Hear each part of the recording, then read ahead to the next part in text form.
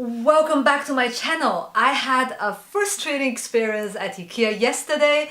I went to their PR event called Wear Your Pajama to the shop and get 15% off of beddings, pillows, mattresses and whatnot related with the bed and the bedrooms. And I went there, but it was a bit of frustrating experience, and I want to share my experience with you, and I want to make it a business case study so that my frustration was not for nothing. And perhaps if you're from art school, you're not exposed to business case study method. This is quite a cliche thing. It's one of the most common way for business school to teach their students. I think it was invented in the 70s by Harvard Business School or even earlier, correct me if I'm wrong. This is a thing that has been taught in most of the business schools until today.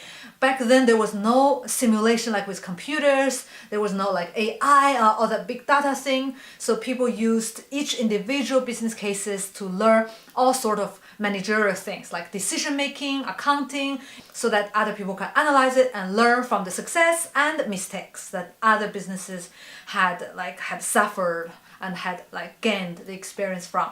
So I want to tell a bit of my story and turn it into like a business case, if that makes sense. Yesterday when I went to IKEA, I expected everybody was wearing pajamas because it was supposed to be a huge PR event. Everybody's supposed to wear all sort of colorful lazy or lazy like mine kind of pajamas, and it's supposed to be good. But when I went there, nobody, absolutely nobody, just me and my friend and some shop attendants, they were also wearing pajamas. Come on, it's supposed to be a huge event and suddenly I was the only one who is doing this? I don't know. It didn't matter because I wanted to buy some beds and beddings and have a productive day sorting out things, so why not? I don't care if I looked a bit foolish, and it's good for my resistance because I have to be used to having all this public attention because I'm a YouTuber, right? Anyway, so I had a good time with my friend and we made an order for 20 different things. We bought beds, beddings, mattresses and everything. And I knew every time when I bought something from IKEA, they always messed some few things up. So I was feeling a bit insecure. It's 45 minutes drive from my nearest IKEA. I don't want to have to come back to fix a mistake. So I called their section manager out and I said, can you make sure that there's no mistakes? And she's like, don't worry, we're good. We have a good team. Everything will be great. And just make your order, go down to pay and everything will be okay. And then when I went down to pay, I realized the prices were different. I made a list of prices and I calculated manually my own order so that I can compare with the computer generated order. And I realized things were not correct. And the cashier told me, oh, perhaps things are not right, but I can't fix anything for you because I'm just a cashier. I cannot do anything else. You have to go back all the way upstairs and come back with a fixed order, with the correct one. I was like, sorry, I don't have time. It's 8 o'clock in the evening. I'm gonna go home. I'm really tired. Can you try to fix it for me? And she's like, okay, you have to pay first and then go to the customer service section and they'll fix it for you. I was like, fair enough. I paid and I went to the customer service and they just refused to understand what I was saying. They knew what I was saying, but they look at the order, they don't understand what was wrong. They were like, oh, it's wrong, but we don't know why. We don't know how to fix it. 4 people turning around the wrong table, round and round and round. After 1 hour and a half, they finally came to a conclusion aha, I knew what was wrong. I was like, yeah, I told you an hour and a half ago, in your language. And I was told that I could go home and wait for my order to be delivered because I contracted transport services. And the money will be returned to me next week through bank transfer because they charged me wrong. I don't know, when the order will be shipped to my home, maybe something will be wrong again, but the whole experience was not such smooth, positive experience. Well, it was never smooth with IKEA in Spain anyway. I want to analyze the different steps that perhaps something can be improved so that if you are planning to have a big PR event or online sale, Black Friday sales or something like that, at least you can learn from their mistakes. The first thing that their marketing was not strong enough to push for this event. They have planned a global event of wearing pajamas, but they didn't have the capacity to promote the event adequately. They didn't make the wearing pajama to IKEA as appealing, as sexy, as fun enough for people to actually follow it. So their PR event itself was not a success. After that, their managers and their staff set very high expectations. The manager promised me that nothing will go wrong and assured me that everything will be okay, which was not the case. So it even made me more frustrated. And after that, there was also a problem with their employees. Obviously, the employees made the wrong orders and everything went south from there, from the beginning of when the orders was created. So I think it was a lack of training.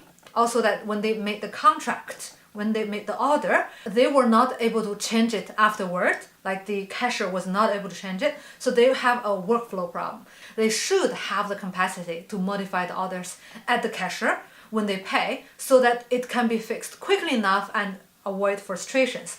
When I was discussing with the cashier, behind me there were quickly around 50 people waiting, and the line was building into like really deep into the self-service section. And everybody was super furious and frustrated.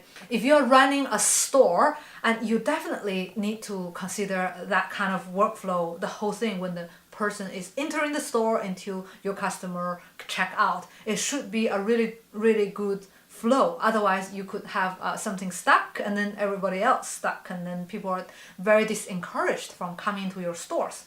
And finally, the customer service was not the, let's say, the brightest bulb. I don't know if it's offensive to say that.